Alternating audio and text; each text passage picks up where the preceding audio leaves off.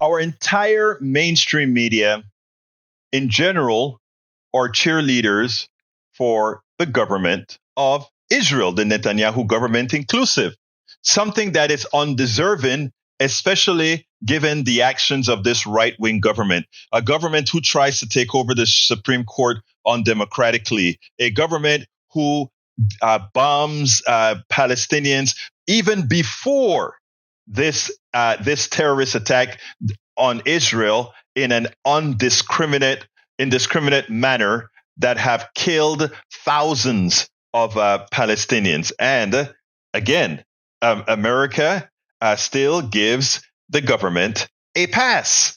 And they do so for the fear that going up against a government that is doing wrong is somehow going to make the United States seem or fall for the anti-Semitic trope, which is really something one need not be concerned about, because again, we are a strong supporter of the Jewish state.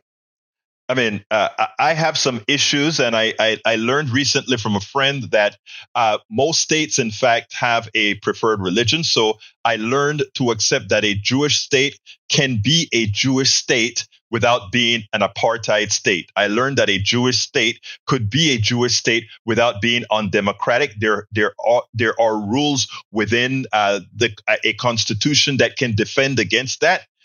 I should have known that, but I can't.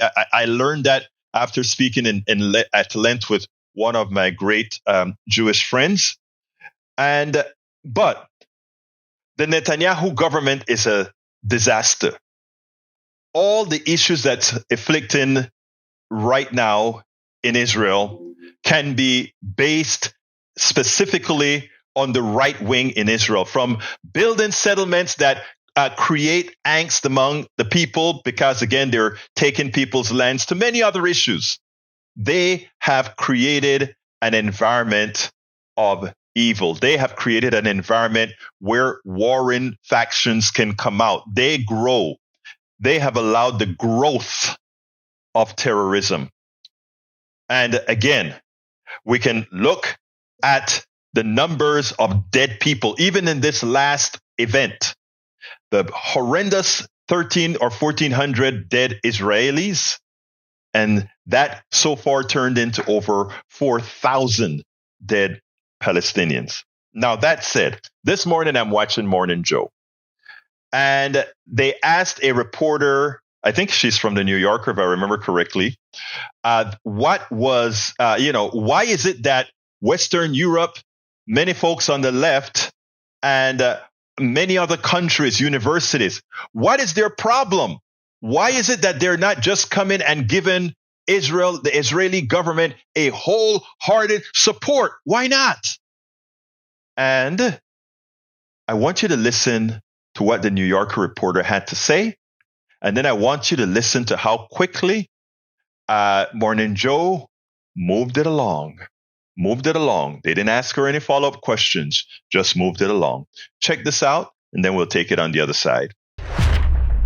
Susan, I'm really curious about your take on where are the voices from Europe vis-a-vis Israel? It's been a deafening silence.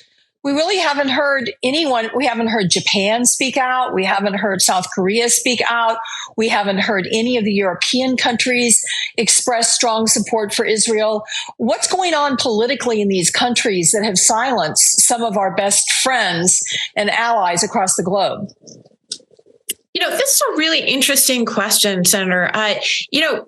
First of all, there was a visit by the German Chancellor Olaf Scholz to Israel just the day before President Biden, and it caught my eye because it was such a remarkable moment. His airplane came onto the tarmac at Ben Gurion Airport at the exact moment there was an air raid going off, missiles being fired toward Tel Aviv, I believe, and he was evacuated from the plane.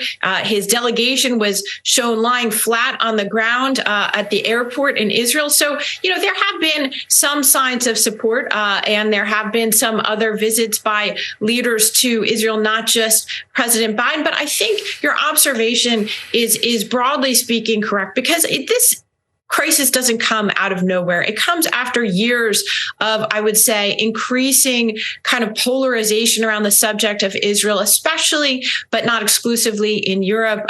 We look at, this is true on American campuses as well, among the American left, a real concern that Israel's hard right policies toward the Palestinians had alienated many supporters of Israel. And that's the political situation that Israel is facing right now, a sense that years and years of not listening to many of its friends when it came to pursuing really divisive policies towards the question of the Palestinians, that Netanyahu didn't want to listen. That he chose to pursue a policy of pretending that it was under control, not listening to those who risked that Israel was at risk of becoming an apartheid state. And I think that's one of the reasons that those who are friendly voices are not speaking up as loudly on behalf of Israel as many in the United States, Democrats and Republicans, would want them to.